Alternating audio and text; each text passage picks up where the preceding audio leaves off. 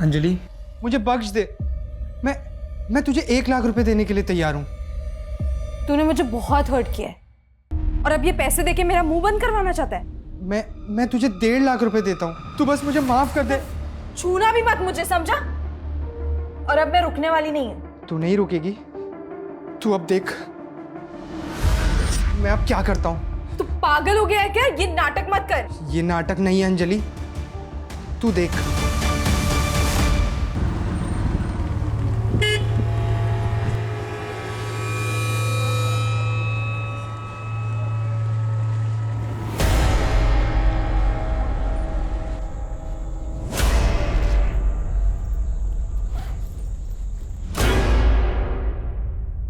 दीदी, आप आ गए? आज इतना लेट कैसे हो गया? कुछ नहीं, बस ऐसे बहुत अजीब फील हो रहा है प्रिया। आप रुको, मैं आपके लिए पानी लेके आती हूँ।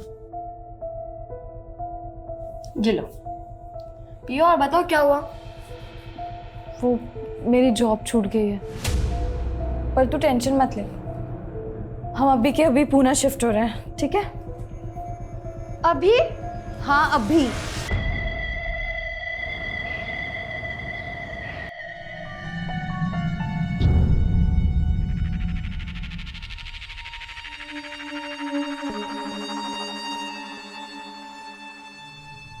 घर तो अच्छा है, लेकिन रेंट कितना है? मैंने बताया तो था ना, 6,000 रुपये महीना। थोड़ा कम नहीं हो सकता क्या? बिल्कुल नहीं, और रेंट के साथ साथ डिपॉजिट भी देना होगा 60,000 रुपये। लेकिन आपने तो कहा था। मैंने जो कहा है वही फाइनल, 60,000 रुपये डिपॉजिट और 6,000 रुपये महीना भाड़ा। देखिए, मैं 60,000 तो नहीं दे सकती, लेकिन 3 महीने का एडवांस। हाँ चलेगा, ठीक है, चलेगा चलेगा। Thank you. बड़ी जल्दी उनकी शर्त मान ली आपने, पहले से जानते थे क्या? और इतना मुस्कुरा क्यों रहे थे उन्हें देखकर? अरे तेरे दिमाग में क्या शक करने का सॉफ्टवेयर पड़ा है क्या? कभी सीधा सोचती नहीं? क्या हुआ आई? अरे वो प्रकाश पता नहीं किन लड़कियों को लेके आ गया और तेरे पापा बिना जांच पड़ताल के उन्हें घर भाड़े पे दे दिया।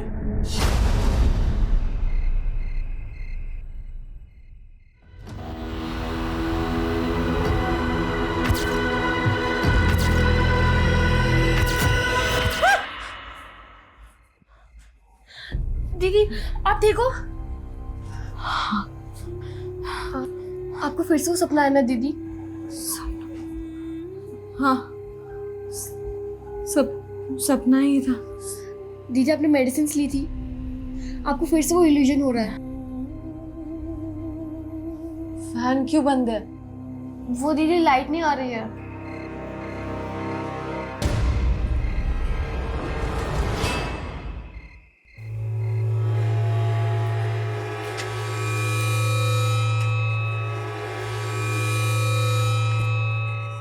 गणपत,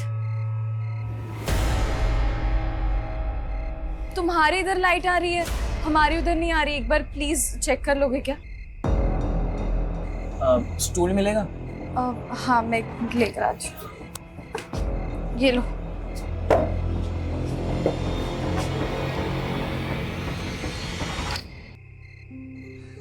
एमसी गिर गया था, पावर शेडिंग की वजह से शायद। Thank you. संभाल के।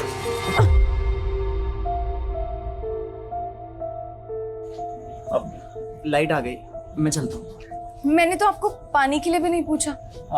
नहीं, इट्स ओके, मुझे वैसे भी रात भर पढ़ाई करनी है। तो कॉफी बना देती हूँ, रात भर नींद भी नहीं आएगी। नहीं, इट्स ओके, चलेगा। अरे आओ ना, आओ आओ, चलो। अरे कोई बात नहीं, चलेगा। बैठो, मैं बना के लेकर आती हूँ। बैठो। इतनी रात को तू यहाँ पे क्या कर रहा है? अरे वो आंटी, मैंने बुलाया था क्योंकि मेरे घर की लाइट चली गई थी। लाइट जाने का बहाना बनाकर तूने मेरे बेटे को यहाँ पर बुलाया है? क्या? आई कुछ भी तू मत। तो चुप ही कर, तू जानता नहीं ऐसी लड़कियों को। अरे इनका तो काम ही है अच्छे घर के लड़कों को फंसाकर उनका इस्तेमाल। बस करो आंटी, मैं चुप हूँ तो मतलब आप कुछ भी बोली जा रही हो? तू मुझसे जबान लड़ाएगी 2 टके की लड़की। खबरदार जो आपने ये सब लैंग्वेजेस यूज किया। हाँ तो क्या कर लेगी तू? क्या हुआ क्या? आप तो चुप ही करो। आपको कहा था ना इन लड़कियों को भाड़े पे मत रखो। देखो इतनी रात को हमारे बेटे को यहाँ पे बुलाकर पता नहीं क्या क्या कर रही थी। अरे कोई वीडियो बनाकर ब्लैकमेल करती तो? आंटी अब आप बहुत ज्यादा बोल रही हो। हाँ तो क्या कर लेगी तू? कल की कल अगर इन लड़कियों को तुमने बाहर नहीं निकाला ना तो मैं इनका सामान उठाकर बाहर फेंक दूंगी। और तुम क्या देख रहा है? चल यहाँ से। आई सॉरी, लेकिन तुमको दूसरा घर देखना होगा। अरे पर अचानक हम लोग कहाँ जाएंगे? मैं कुछ कर नहीं सकता इस मामले में।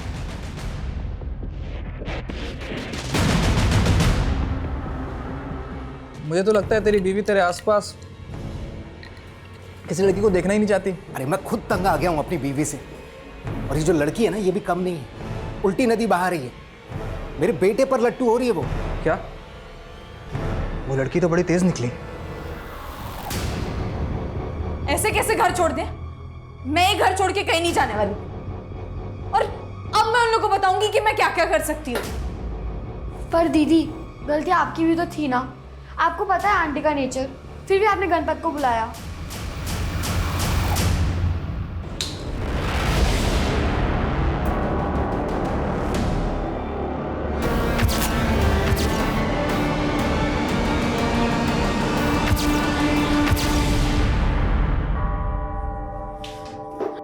दीदी, अंजलि दीदी, दीदी उठो, अंजलि दीदी उठो। दीदी, आप टेंशन मत लो, सब ठीक हो जाएगा।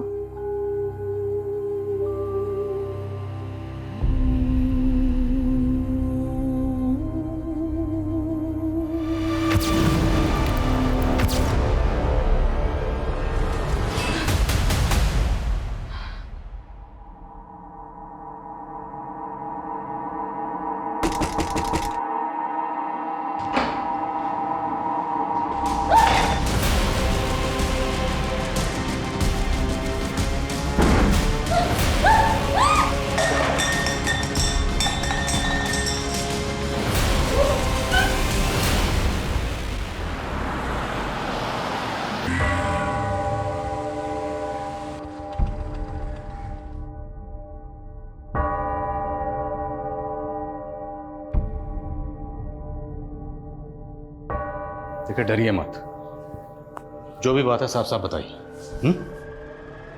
घबराने की जरूरत नहीं। बोलिए, क्या हुआ?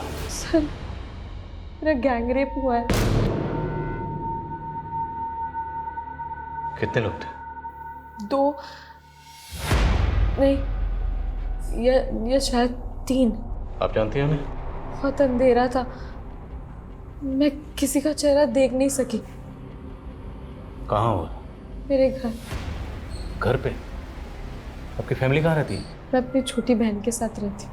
हम रेंट पर रहते हैं। Sir, please help me. घबराइए मत, सब ठीक हो जाएगा। हम मदद करेंगे हर तरह से। लेकिन पहले हमें आपका मेडिकल करवाना पड़ेगा।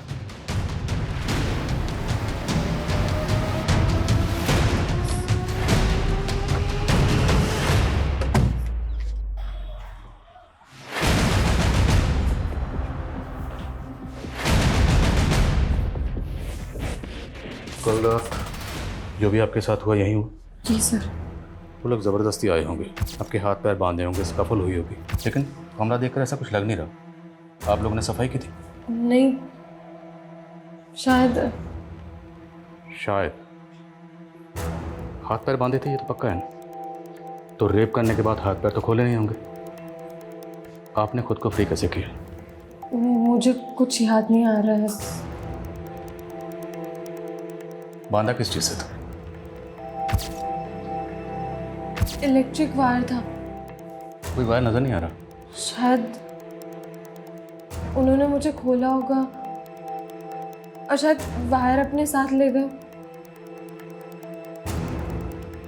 ये आपकी बहन है? जी। ये कल रात यहीं थी? क्या नाम है बेटा? प्रिया। प्रिया बेटा, कल रात आपकी बहन के साथ क्या हुआ था? देखा था आपने? कुछ सुना था? सर, प्रिया अंदर कमरे में सो रही थी और दरवाजा बंद था, पर सुबह उठ के मैंने उसे सब बताया।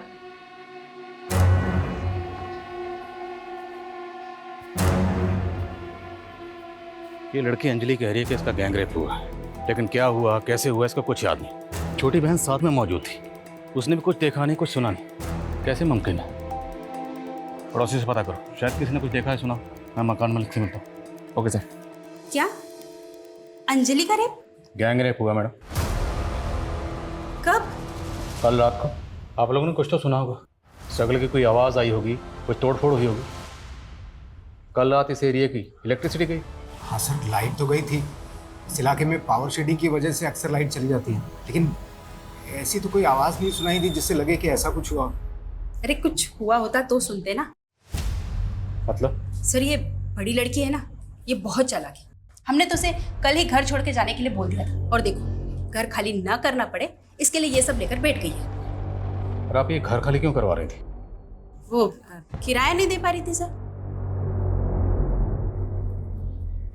सर आस पड़ोस में इंक्वायरी की, किसी ने कोई आवाज नहीं सुनी। मकान मालिकन बोल रही है कि लड़की झूठ बोल रही है। सर रात को यहाँ इलेक्ट्रिसिटी गई हुई थी, ऐसी कंडीशन में लोग घरों की खिड़कियां खोल देते हैं, लेकिन किसी ने कोई आवाज नहीं सुनी। और बाहर इतना सब कुछ होता रहा और छोटी बहन अंदर सोती रही, उसने भी कुछ नहीं सुना। ये अजीब नहीं है सर? और शर्मा, घर में 2 लड़कियां मौजूद थी और रेपिस्ट ने सिर्फ और सिर्फ बड़ी लड़की को टारगेट किया। मेडिकल रिपोर्ट आने दो, पता चल जाएगा क्या चक्कर है। Okay sir.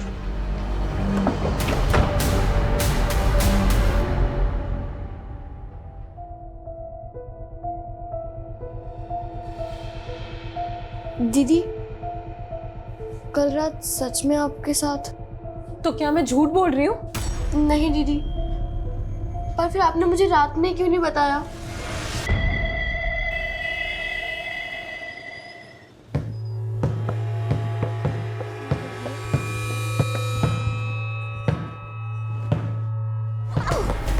अनीता, आराम से। नम्रता, ये क्या हो रहा है? दीदी मैं खेल रही थी, दिन स्लिप। भर बस खेलना ही है तुमको? कभी पढ़ाई भी कर लिया करो। जाओ अंदर जाके पढ़ाई करो। तुम्हें छोटी बहन है यार, कभी तो प्यार से बात कर लिया करो। तुम्हें बड़ा प्यार आ रहा है इस पे? मतलब क्या तुम्हारा? बस बस, मतलब तुम सब समझते हो। दिमाग खराब हो गया क्या तुम्हारा? दिमाग खराब ही है मेरा कि माँ के गुजरने के बाद नम्रता को यहाँ ले आई।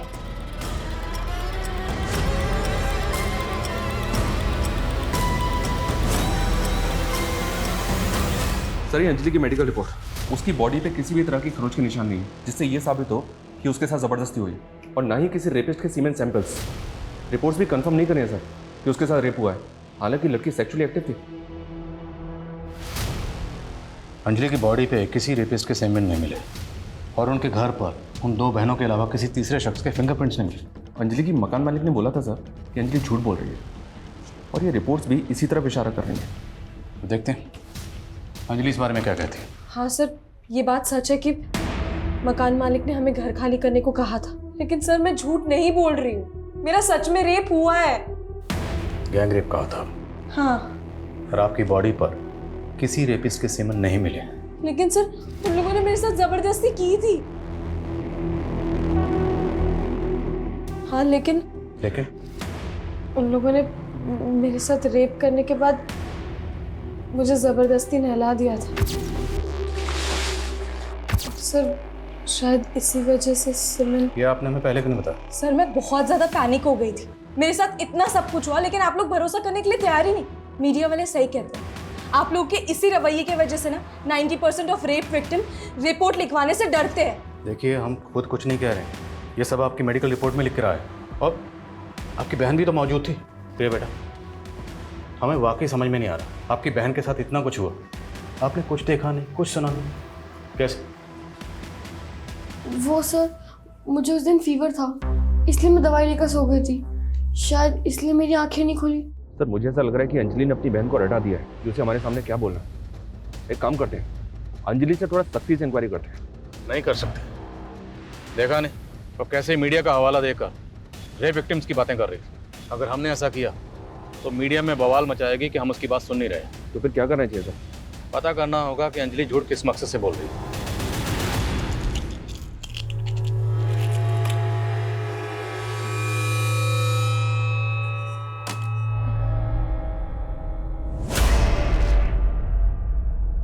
नम्रता, देख तेरा फेवरेट पिज्जा लाया हूं, जल्दी आ। थैंक यू जीजू, आप ना बहुत अच्छे हो। नम्रता, ये मार्कशीट तुम्हारे बैग में थी, दिखाए क्यों नहीं? दिन भर या तो बस खाती रहती है या तो खेलती रहती है या थैंक यू जीजू करके घूमती रहती है। अरे तुम चुप रहो। तुम इसके साथ क्या कर रहे हो ना ये नहीं समझ पा रही है। अब रोके मत दिखा। तू ना मेरे गले की हड्डी बन गई है, ना निगल पा रही हूँ ना ही निकाल पा रही हूँ। आपको इतनी प्रॉब्लम है ना तो मैं चली जाती हूँ। नम्रता, बस ज्यादा दुलार करने की जरूरत नहीं है, आ जाएगी अपने आप। ये अंजलि और प्रिया को तुम कब से जानते हो प्रकाश? सर मैं उन्हें पर्सनली नहीं जानता। मैंने उन्हें किराए पे घर दिलवा दिया था और उन्होंने मुझे मेरा ब्रोकरेज दे दिया। ये चोट कैसे लगी तुम्हें? सर ये वो मेरी बाइक स्लिप हो गई थी। अच्छा, ये दामोदर की बीवी कह रही थी कि वो लड़कियां उनका किराया नहीं दे रही थी। नहीं सर, उन्होंने तो 3 महीने का एडवांस दिया था। तो फिर वो उन्हें घर से क्यों निकालना चाहती थी? उनके बेटे गणपत की वजह से सर। मतलब? सर दामोदर की बीवी को लग रहा था कि वो लड़की उसके बेटे के साथ दोस्ती बढ़ा रही है। मुझे मालूम नहीं था कि तेरी जोड़ी ऐसे रास आएगी। अरे भाई तू बस देखता जा, अपना धंधा भी बढ़ेगा और मजे तो मजे भी होते रहेंगे। अच्छा, फिर बॉस कौन है मालूम है ना? कौन है बॉस? एक चीज याद रखना, क्या? 30% तू और 70% मैं। मतलब बॉस तू है? आजा तेरे को खाना खिलाता हूँ। अरे बैठ। अरे नरेंद्र, क्या चश्मा पहना है नरेंद्र। ये ले तेरे लिए इम्पोर्टेंट सिगरेट है, कस्टम का माल है। कश कश के पीना। क्या सच बोलो ना, वहाँ दे दे। तो सिगरेट पी के मुझे फेफड़े जला के जल्दी नहीं मरना है। दिन की 3 सिगरेट पीता हूँ बस है भाई। वादे का पक्का नरेंद्र। क्या खिला दिया तू उसको? तू कुछ भी बोलती है इसके लिए बन जाती है पत्थर की लकीर। हाँ, तू तो मेरी हर बात भजियो जैसी तल देता है ना। ए छोड़ना यार, मेरे को भूख लगी है, कुछ खिला दे। फ्री में नहीं दूंगी। इतनी महंगी सिगरेट पिलाता हूँ उसको मैं। हाँ, और तू क्या मेरी माँ हो के तू ऐसा दुकान वाली बात करेगी? तुझे बड़ी पड़ी है अपनी माँ बाप की। बाप की आंखें नहीं है, माँ के घुटनों में दर्द रहता है। कभी बटाता है तू हमारा हाथ? मुझे ये स्टॉल वॉल में इंटरेस्ट नहीं है। अपना देखना यही सड़क पे एक आलीशान रेस्टोरेंट होगा। फिर रेस्टोरेंट में जाके खाना खा। सर, मैंने अंजलि के पिछले दिनों के मोमेंट्स चेक किए। वो पिछले 2 महीने से अलग अलग ऑफिस में इंटरव्यू दे रही है जॉब के लिए, लेकिन अभी तक जॉब मिली नहीं उसको। मतलब जॉबलेस थी? क्या सर? उसकी मकान मालकिन भी कह रही थी कोई किराया नहीं दे पा रही थी। तो क्या मतलब मकान खाली ना करना पड़े सिर्फ इसलिए कोई लड़की इतना बड़ा झूठ बोलेगी? हो सकता है सर उसे कोई दिमागी परेशानी। कैसी दिमागी परेशानी? उसके घर के पास एक केमिस्ट है सर, जहाँ अंजलि हर फ्राइडे जाती है और 1 हफ्ते की दवाइयाँ खरीदती है। मैंने उस केमिस्ट से बात की, उसने बताया कि अंजलि ये दवाइयाँ साइकाट्रिस्ट के प्रेस्क्रिप्शन पे खरीद रही है। नासिक की सर्वदीप डिस्पेंसरी की प्रेस्क्रिप्शन थी वो। सर क्या मैं आपको पागल लगती हूँ? बिल्कुल नहीं। पर आपको मेंटल हेल्थ के क्या इश्यूज हैं? किस चीज़ की मेडिसिन ले रही हैं आप? मैं मेंटल स्ट्रेस से गुजर रही हूँ। कैसी स्ट्रेस? सर लाइफ में स्ट्रेस कम नहीं है। जॉब का स्ट्रेस, सर्वाइवल का स्ट्रेस, रेंट का स्ट्रेस और प्लस मेरी बहन का फीस का स्ट्रेस। सर मेरे अलावा मेरी बहन का इस दुनिया में कोई नहीं है। देखिए मैं समझ रहा हूँ, लेकिन आप नहीं समझ रहे। आप एक ही सवाल बार बार पूछे जा रहे हैं, उसकी वजह से मुझे और स्ट्रेस हो रहा है। सर मेरे साथ इतना कुछ हुआ है और आप बाल की खाल निकालने पे तुले हैं। मैडम अभी तो बाल ही नहीं मिला तो खाल क्या निकालेंगे? एक भी ऐसा क्लू नहीं मिला जिससे साबित हो कि आपका रेप हुआ। सर आप लोगों ने तो ठान ही लिया कि आप लोग मुझे इंसाफ दिलवाएंगे ही।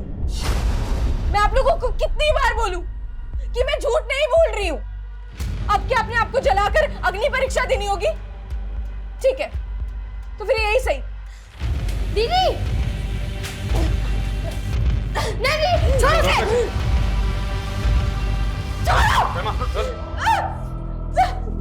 छोड़ दो मुझे। अगर आप लोग इंसाफ नहीं दिला सकते ना तो मर जाने दो।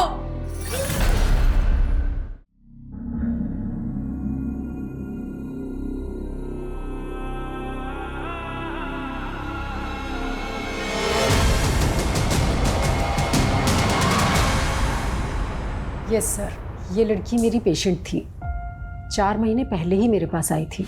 मुझे ना बहुत ज़्यादा स्ट्रेस है। पूरी रात नींद नहीं आती है। प्रॉब्लम क्या है? वो सपना उसको चलता हुआ देखती हूँ। मैंने इससे 2 सेशन ही बात की थी और मैं समझ गई थी कि ये कोई सपना नहीं है, बल्कि उसका कोई पास्ट है जिसमें उसने किसी जिंदा औरत को जलते हुए विटनेस किया है। तो क्या अंजलि ने आपको ये बताया था कि उस औरत से उसका रिश्ता क्या है? एक्चुअली उसने खुलकर कुछ भी नहीं बताया, बल्कि मैं सोच रही थी कि नेक्स्ट सेशन में उसे डीपली डिस्कस करूंगी, पर उसने तो आना ही बंद कर दिया। वो नासिक में कहाँ रहती है? शायद गणेश नगर, वहीं पास में ही कोई अनुवा केमिकल्स करके कोई एक कंपनी है, शायद उसी में काम करती थी। क्या अंजलि ने रेप केस फाइल किया है? उसने तो हमें ये बताया कि उसका गैंग रेप हुआ है। पर सर ये सब किया किसने? वो तो अंजलि को भी नहीं पता है, लेकिन हम ये जानना चाहते हैं कि उसने यहाँ का जॉब क्यों छोड़ा। सर वो जॉब करने आई कहाँ थी? मतलब? सर मुझे आपको बताने से बहुत डर लग रहा है, लेकिन आपको कहीं और से सच्चाई पता चले इससे पहले मैं आपको सच बता देता हूँ। भाई बहुत तगड़ा ऑर्डर लगा इस बार हाथ। क्या बात है? 1 kg कानपुर ले जाना है, रिस्क तो है, पता क्या करें। नरेंद्र, अरे मेरा बाप कब काम आएगा? सुन, ये दिव्या लोग है ना, ये लोग को क्या मिलता है मालूम है? हमदर्दी। ये लोग का चेकिंग होने का चांसेस बहुत कम है। नासिक में स्टोर मैनेजर कुणाल को रेप की धमकी देकर ब्लैकमेल कर रही थी, और यहाँ पे ये गैंग रेप चल क्या रहा है? कुणाल झूठ बोल रहा है सर, वो मुझे मोलेस्ट कर रहा था। 1.5 लाख रुपए लिए थे तुमने कुणाल से, ट्रांजैक्शन का प्रूफ है हमारे पास। हाँ मैंने उससे 1.5 लाख रुपए लिए थे, लेकिन वो मुझे मोलेस्ट कर रहा था। मैंने उसके खिलाफ कंप्लेंट करने का भी सोचा, लेकिन जब उसने सुसाइड करने की कोशिश की तो मैं पीछे हट गई। सर मैं आपको गुमराह करने की कोशिश नहीं कर रही, मुझे तो ऐसा लग रहा है कुणाल आपको गुमराह करने की कोशिश कर रहा है। कहीं ऐसा तो नहीं उस रात कुणाल ही आया था मुझसे बदला लेने के लिए? हमने बार बार पूछा कि आपके साथ जो भी हुआ वो किसने किया, कौन था, कुछ याद नहीं आया, और अब अचानक कुणाल पे शक। नई कहानी। वैसे और भी कई कहानियाँ हैं जो पता चली हैं। वो औरत कौन है जो जिंदा जली? साइकियाट्रिस्ट ने सब कुछ बता दिया। और भी किसी क्राइम में इन्वॉल्व हो? सर मैंने कभी कोई क्राइम नहीं किया है। वो औरत कौन थी जो जिंदा जली? वो हमारी माँ थी सर, जिसको हमारी आंखों के सामने जिंदा जला दिया गया। किसने जलाया? हमारे गांव वालों ने, जिसमें हमारा बाप भी शामिल था। हमारे बाप का बस चलता तो हमें बेच देते, उससे पीछा छुड़ाने के लिए हमें यहाँ आना पड़ा। मकान मालिक को बोला था कि माँ बाप मर चुके हैं, अब कह रही हो कि बाप जिंदा है, उसी ने माँ को मारा। झूठ क्यों बोला? हाँ सर मैंने झूठ बोला, अगर सच बोलती तो वो हमें किराए पे भी नहीं रखती। अच्छा, मकान खाली ना करना पड़े तो इसलिए झूठ का सहारा। एक बात बताओ, तुम खुद के लिए इंसाफ चाहती, अब तुम खुद कह रही हो कि तुम्हारी माँ को तुम्हारे बाप ने मारा था, तो फिर उस वक्त पुलिस कंप्लेंट क्यों नहीं की? तब हिम्मत नहीं थी सर, पर अब लग रहा है सच बोल के भी कोई फायदा नहीं है। अब आप क्या चाहते हैं कि हम भी अपनी माँ की तरह जल के मर जाएं? एक और ड्रामा नहीं चाहिए मुझे, समझे? सर आप ऐसे ही पल्ला नहीं झाड़ सकते। मेरा गैंग रेप हुआ है और ये आपकी ड्यूटी है कि आप मेरे गुनाहगारों को पकड़े।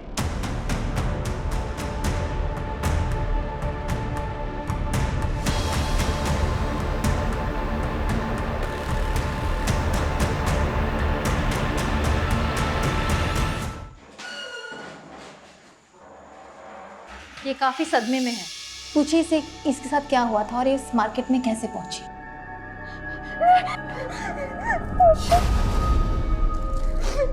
तू ठीक है ना? मेरा रेप हुआ है दीदी। क्या? ऐसी सारी बातें नहीं करते नम्रता। नहीं दीदी मैं सच कह रही हूँ। चुप कर, तुझे नहीं समझ आ रहा। किसने क्या तुम्हारे साथ ये सब? बोलो बेटा, डरो मत। नहीं मैम, इसके साथ कुछ नहीं हुआ है।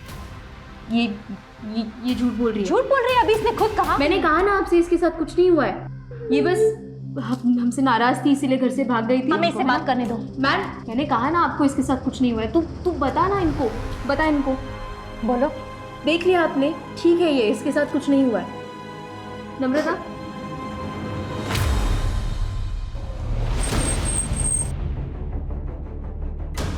हाँ, ये हमारे गांव की ही है, भालेराव की बेटियां हैं। देखिए सरपंच जी, इन दोनों बहनों ने बयान दिया हमें कि गांव के कुछ लोगों ने इनके बाप के साथ मिलके इनकी मां को जिंदा जला दिया था। साहब हो सकता है ऐसा कुछ हुआ हो, लेकिन ये हमें मालूम नहीं है। और इनका बाप कुछ भी कर सकता है, एक नंबर का कमीना है। अपनी बीवी से धंधा करवाता था, जानवर। चल। कहाँ भाग गई थी? और ये क्या नई स्टोरी बनाई है? मेरा सच में रेप हुआ। बस आज के बाद ये बात तेरी जुबान पे नहीं आनी चाहिए। अंदर जा और कपड़े बदल, और आज से तेरा इस घर के बाहर निकलना बंद। अंजलि के गांव वालों का भी यही कहना है सर कि अंजलि और प्रिया का बाप उनकी माँ से धंधा करवाता था। हो सकता है अंजलि और प्रिया उससे भाग रही हैं। तो शर्मा, अंजलि ने हमें जो अपने पास्ट के बारे में बताया उसमें सच्चाई तो है, लेकिन सर भरोसा नहीं कर सकते। हो सकता है दोनों बहनें अपने बाप के कहने पे लोगों से गलत तरीके से पैसा वसूल करती हैं, जैसे अंजलि ने कुणाल को हनी ट्रैप करके ब्लैकमेल किया। और यहाँ वो कह रही है कि उसके साथ गैंग रेप हुआ, लेकिन अभी तक इसका कोई सबूत नहीं मिला है सर। हो सकता है इसके पीछे अंजलि का कोई एजेंडा हो। लेकिन शर्मा, सबूत तो एजेंडे के भी नहीं मिले। क्यों ना हम इस केस को इस नज़रिए से तहकीकात करें कि अंजलि के साथ ये सब कुछ हुआ है। हो सकता है ये कोई रैंडम क्रिमिनल हो। एरिया के जितने भी उठाए गए हिस्ट्री शीटर हैं सबको उठाओ, पर अगर ये गैंग रेप है तो फिर अंजलि के साथ किसने किया है? उसने कुणाल पे शक जताया था सर। देखता हूँ वो उस रात कहाँ था। एजेंट प्रकाश को भी चेक करो। और दामोदर के बेटे गणपत के साथ अंजलि फ्रेंडली हो रही थी, इसलिए दामोदर की बीवी विनीशा दोनों बहनों से मकान खाली करवा रही थी। फिर इस फैमिली को चेक करो। Okay sir.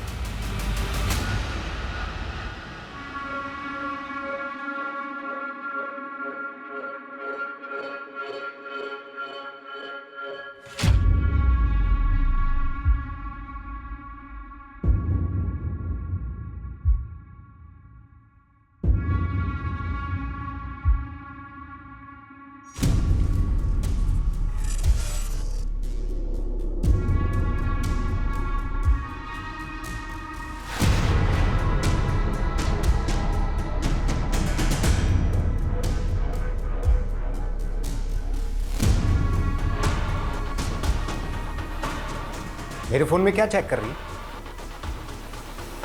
यही कि उस रात तुमने किसे कॉल किया?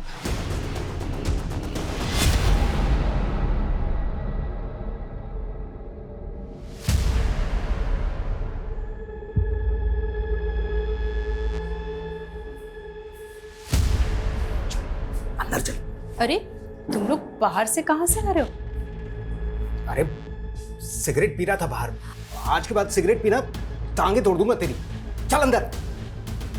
तुमने गणपत को सिगरेट पीते हुए ही देखा था या उसने तुम्हें कुछ करते हुए देख लिया था? क्या बकवास कर रही है तू? हाँ, तो उस रात प्रकाश को क्यों कॉल किया था तुमने? अरे तू ही तो बोली थी कि लड़कियों से घर खाली कराने का है। अभी उनके एजेंट को तो बोलना पड़ेगा ना।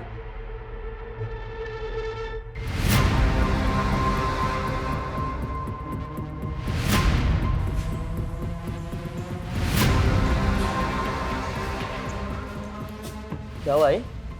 उस रात तेरे पापा ने तुझे सिगरेट पीते ही पकड़ा था ना, या कुछ और करते हुए? क्या बोल रही है आई? यही कि तेरा बाप तुझे बचा रहा है या तू अपने बाप को बचा रहा है?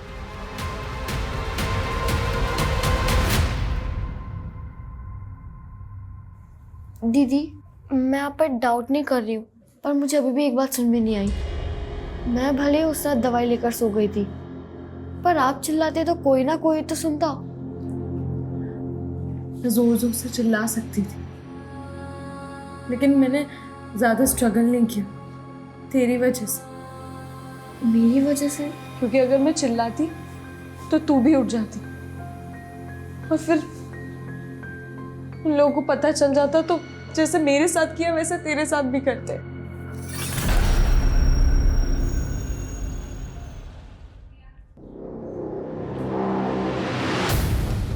नम्रता ने हमें आपके फोन से कॉल किया था। उस दिन तो आप दोनों ने इसे बोलने नहीं दिया, लेकिन अब हम नम्रता से बात करेंगे।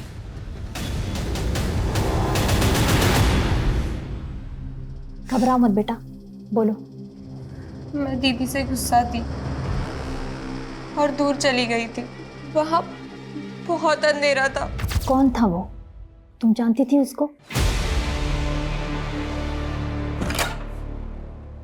अंजलि है बेटा। आप फिर आ गई मेरी तकलीफ का मजाक उड़ाने। मैं तुमसे बात करना चाहती हूँ। बोलिए। कई बार हम लोगों को समझने में भूल कर बैठते हैं, क्योंकि हम उन्हें उसी नज़रिए से देखते हैं जिस नज़रिए से हम उन्हें देखना चाहते हैं। लेकिन हर बात का दूसरा पहलू भी तो होता है। फिर आप ही सोचिए कि मैं अपने रेप को लेके झूठ क्यों बोलूँगी। कई बार सच बदनाम हो जाता है और झूठ को हमदर्दी मिल जाती है। आप तो मुझे बदनाम करना चाहती थी। जिस तरह से तुम अपने सच के साथ खड़ी हो, मुझे बहुत शर्मिंदगी हो रही है और अब मैं तुम्हारा साथ देना चाहती हूँ, इसलिए मैंने पुलिस को बुलाया है और अब मैं उन्हें कुछ बताना चाहती हूँ।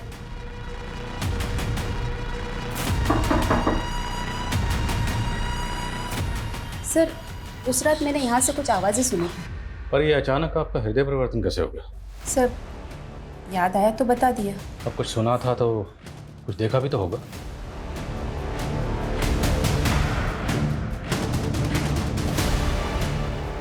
कुछ देखा था?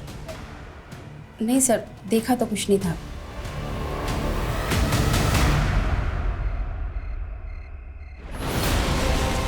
सर, भले ही अंजलि की मकान मालकिन भी उस पर भरोसा कर लिया, लेकिन अभी तक ऐसा कोई क्लू नहीं मिला है जिससे पता चले कि उस रात 2 या 3 लोग उस घर में आए थे जिन्होंने अंजलि का रेप किया था। दामोदर, गणपत और आसपास के कुछ लोगों के कॉल पर चेक किए मैंने, लेकिन किसी में भी कुछ भी सस्पिशियस नहीं मिला। और सर, लोकेशन रिकॉर्ड से भी कुछ भी नहीं मिलेगा मैं, क्योंकि ये सारे लोग एक ही एरिया में रहते हैं। इस कुणाल की भी एलिबाई चेक की मैंने, वो उस रात नासिक में ही था। उसके कॉल और लोकेशन रिकॉर्ड में भी कुछ भी सस्पिशियस नहीं मिला। विनिशा का बेटा गणपत, इसकी अंजलि से दोस्ती थी, तो क्या विनिशा अंजलि का जज्बा देख कर डर गए, घबरा गए, इसलिए अंजलि को कॉन्फिडेंस में लेने का नाटक कर रही? और जिस तरह से ये सब कुछ अंधेरे में हुआ है, डीएनए मिटा दिया गया, घर की एक एक चीज़ बिल्कुल अपने ठिकाने पे थी, परफेक्ट। ये सब तो कोई ऐसा शख्स कर सकता है जो उस घर के चप्पे चप्पे से वाकिफ हो। अगर अंजलि सच कह रही है तो उसे पहले ब्लाइंड फोल्ड किया गया, फिर इलेक्ट्रिक वायर से उसके हाथ पैर बांधे गए। उस दिन उस एरिया में इलेक्ट्रिसिटी नहीं थी, यहाँ तक कि स्ट्रीट लाइट भी ऑफ थी। राइट सर, और ज़्यादातर सीसीटीवी ऑफ थे। क्या क्रिमिनल पहले से जानता था कि लाइट जाने वाली है? क्या क्रिमिनल इलेक्ट्रिसिटी बोर्ड से जुड़ा हो सकता है? सर, मैंने एक चांस लिया था। उस रात नाइट ड्यूटी पे जितने भी इलेक्ट्रिसिटी बोर्ड के वर्कर्स थे, उन सब की लिस्टिंग की थी मैंने। यहाँ तक कि उस एरिया के जितने भी हिस्ट्री शीटर हैं, सेक्स ऑफेंडर्स हैं, उन सब से बात की मैंने, पर कुछ मिला नहीं सर। मैं इस केस फाइल को अनसॉल्व केसेस की फाइल में नहीं देख सकता। इस केस को हमें किसी भी सूरत में सॉल्व करना है। सर, हमें ऐसे 2 केसेस मिले हैं जिनमें रेप विक्टिम की स्टेटमेंट अंजलि की स्टेटमेंट से काफ़ी मैच कर रही है। कानपुर में एक 14 वर्षीय बच्ची के साथ रेप हुआ था सर, उसको भी इलेक्ट्रिक वायर से बांध के ब्लाइंड फोल्ड किया गया था। और जयपुर में 60 वर्षीय शांता के साथ भी काफ़ी ब्रूटैलिटी हुई थी सर। इन दोनों केसेस में क्रिमिनल्स ने क्राइम करने के बाद विक्टिम्स को नहला दिया था सीमेंट वाइप आउट करने के लिए। और ये दोनों केस घर के अंदर नहीं हुए सर, घर के बाहर ऐसी जगह पे हुए जहाँ काफ़ी अंधेरा था। मतलब इन तीनों केसेस में मोडस ऑपरेंडी के अलावा अंधेरा भी कॉमन है। हमें लगता है कि आप तीनों का रेपिस्ट एक ही है, इसलिए जिस दिन ये वारदात हुई हम जानना चाहते हैं कि उस दिन आपके साथ क्या क्या हुआ, डिटेल में। सर, उस दिन मेरे बहू के साथ झगड़ा हुआ था। मैं बीकानेर जाना चाहती थी अपने भाई के घर। बस स्टॉप के पास किसी ने कहा कि दिन की आखिरी बस निकल गई है। वहाँ से बाईपास 1 किलोमीटर दूर था। मुझे कोई रिक्शा नहीं मिला, मैं पैदल ही जा रही थी कि तभी पीछे से किसी ने मुझे पकड़ लिया। मैं दीदी से गुस्सा थी, मुझे तो घर भी नहीं जाना था और मुझे एक बेगर ने परेशान करने की कोशिश की थी। उसने मुझ पर इत्र डाल दिया था। मुझे भूख लग रही थी तो मैंने देखा कि एक बैंक्वेट में फंक्शन हो रहा था। मैंने अंदर जाने की कोशिश की तो वहाँ के गेट कीपर ने मुझे बाहर निकाल दिया। सुनो बेटा। फिर एक ब्लाइंड अंकल ने मुझे खाने के लिए बिस्किट्स दिए। मैं वहाँ से भी चली गई थी। थोड़ी ही आगे जाके किसी ने मुझे पकड़ लिया। लेकिन सर, उस इंसिडेंट के 2 दिन पहले एक ब्लाइंड मैन आया था मेरे घर पे। वो सेल्समैन था। जी जी, मैं ज़ायरस मशीन से आया हूँ। इन्वर्टर इंस्टॉल किया था हमने आपके यहाँ, उसकी कंप्लेंट है। फिर वो मेरे गांव का नाम भी पूछ रहा था। सर, जितनी सफाई और चालाकी से क्राइम्स किए गए हैं, जहाँ क्रिमिनल्स ने डीएनए तक नहीं छोड़ा है, मुझे नहीं लगता कि कोई ब्लाइंड मैन ऐसा करेगा। तो मुमकिन है कि कोई ब्लाइंड मैन को सिर्फ रैके के लिए इस्तेमाल कर रहा हो, या फिर वो ब्लाइंड हो ही नहीं, ब्लाइंड होने का नाटक कर रहा, क्योंकि नम्रता की क्राइम सीन से जो ब्लाइंड मैन गायब वो आज तक मिला नहीं। जरा उस कंपनी में पता करो, क्या वहाँ पर कोई blind man salesman? Okay sir.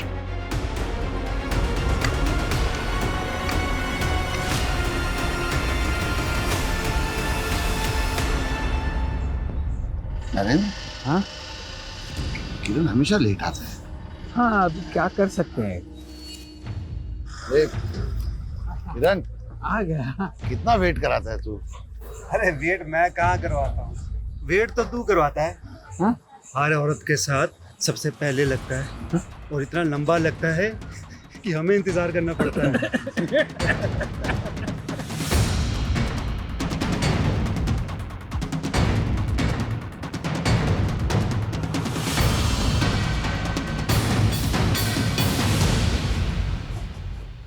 आगे एक बेटी बैठी है। एक ही शूट है। सर उसका लोकेशन यही शो हो रहा है, शायद वो ट्रैवल कर रहे हैं।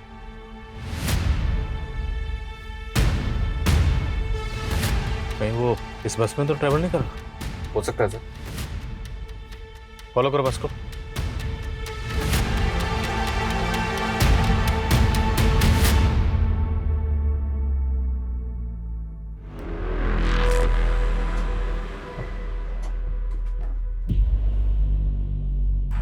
मुझे तो 18 साल से ज्यादा नहीं लगती। मुझे तो 30 की लगती है।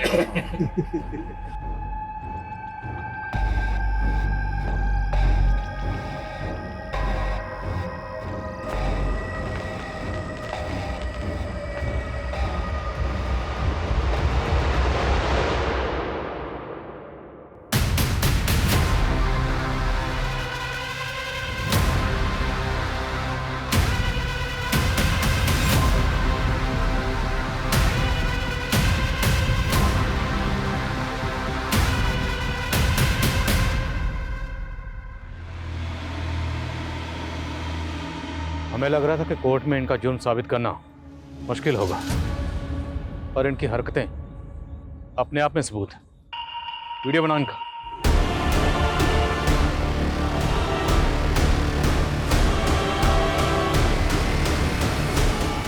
पुलिस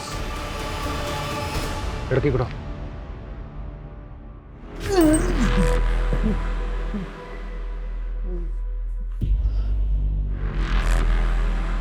कानपुर की नम्रता, जयपुर की शांता और पुणे की अंजलि, तीनों विक्टिम्स ने तुम लोगों की तस्वीरों को आइडेंटिफाई किया। हो ही नहीं सकता, आप हमारे खिलाफ कुछ साबित नहीं कर पाएंगे। सब साबित होगा जब तुम तीनों को खड़े करके कोर्ट में विक्टिम के सामने तुम्हारी परेड करवाएंगे। और आज उस लड़की के साथ जो तुम लोग छिछोरी हरकतें कर रहे थे, उसका वीडियो है हमारे पास। अब बोलोगे या डंडा सूंघाएं तुम लोगों को? वो हम तीनों दोस्तों को लत सी है, किसी भी औरत की खुशबू सूंघ के हम उसकी खूबसूरती का अंदाज़ा लगा लेते हैं। उस रात हम लोग जयपुर में थे जब वो औरत बस के बारे में पूछ रही थी।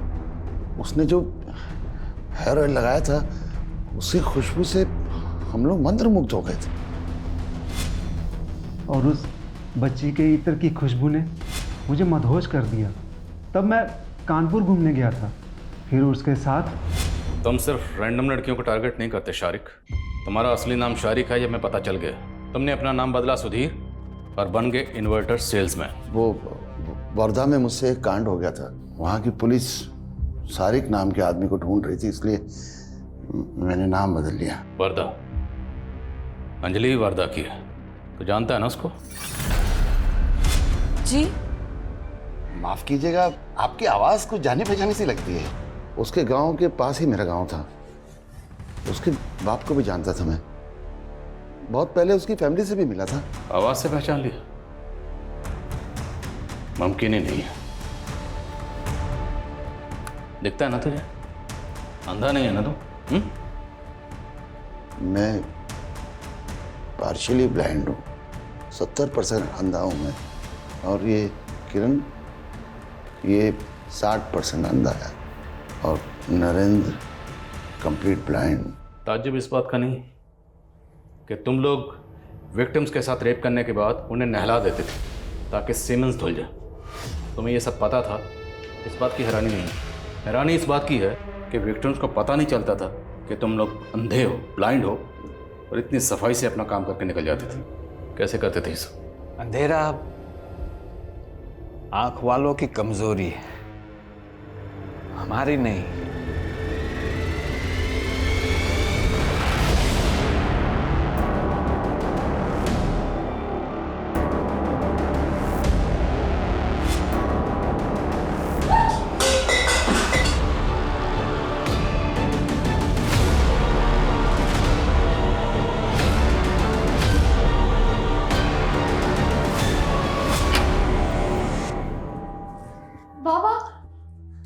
बेटा बेटा मुझे तुम लोगों के बारे में गांव के कुछ दोस्तों से मालूम हुआ। वो जब पुलिस यहाँ आई थी। अंजलि बेटा, मेरा यकीन मानो, मेरा कोई हाथ नहीं तुम्हारी आई की हत्या में। उस दिन अगर मैं तुम दोनों को लेके ना जाता तो गांव वाले तुम लोगों को भी जला डालते। अरे उन लोगों ने तो तुम्हारी आई के ऊपर झूठा इल्जाम लगाया, उन्हें डायन बोला। बहुत कमीने हैं ये गांव वाले। बेटा मैं तुम्हारी आई से बहुत प्यार करता था और बेटा मैं तुम दोनों से भी बहुत प्यार करता हूं।